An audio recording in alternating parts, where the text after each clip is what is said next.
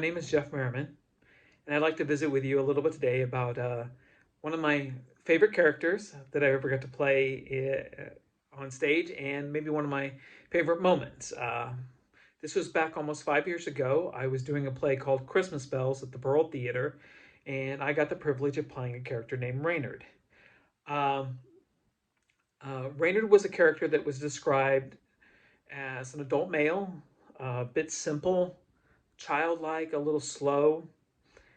And so usually when I'm trying to build a character, I will read the entire play from start to finish, and then I'll read it through kind of my character's eyes, and then I'll try to start memorizing lines. And so I was looking at building the character and thinking the way that children move, and the way they fidget, and the way they talk to adults, and trying to layer this into Reynard. And in doing this, in reading through the script, I realized that Reynard had a pretty good monologue towards the end that's really kind of the heart of the play.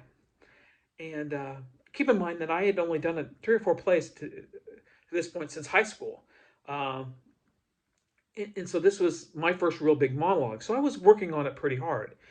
And working on it at home, I kind of came up with 2 different directions, dual, but a little bit different approaches to this monologue and working it. And I get to rehearsal that night. And of course, I had talked about some of the stuff with the director beforehand. And when I told him I kind of had these 2 different ways that I wanted to try it, he said, okay, when we get to that point tonight, do it one way and then do it the other, and we'll figure out which one kind of works best for the show.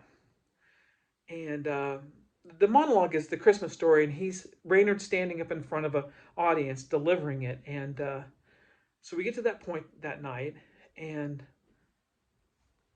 I do my first approach to the monologue. And when I get done, you could have heard a pin drop. And I realized that everyone was listening to me, that I had captured what I was trying to, and that I had caught the attention of the director and the cast and the crew that were there. And I was pretty excited about this. And then the director said, okay, let's do it the second again. And then it was possible the second version that I did went even better. And I get done and there's dead silence. And I realized at that moment that my hard work had paid off. And that I could do this. And I could do it well. And it was then that I knew that I had found something on that stage that I needed, that I didn't know I was missing.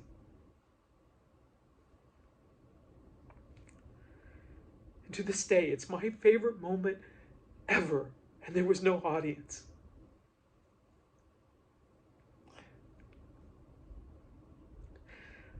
That's the story.